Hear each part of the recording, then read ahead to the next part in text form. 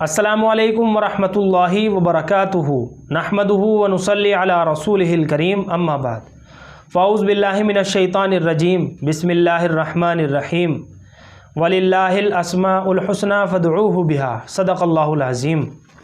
محترم ناظرین حضرات، بہت سارے سوالات کیے گئے ہیں ذکوان نام کے بارے میں کہ ذکوان نام کی معلومات بتائیے، تو چلیے محترم ناظرین حضرات ان بھائیوں کے سوالوں کے جواب بھی دیتے ہیں اور اس نام کی معلومات کو بھی سمجھ لیتے ہیں۔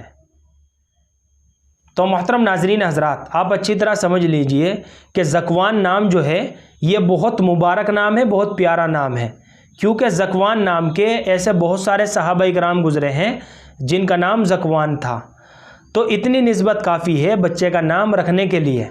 اور حدیثوں کے اندر اللہ کے نبی نے یہی حکم فرمایا ہے کہ اپنے بچوں کے اچھے اسلامک اور بامعنی نام رکھو تاکہ ان ناموں کے اثرات ہمارے بچوں کی زندگی کے اوپر بھی پڑیں۔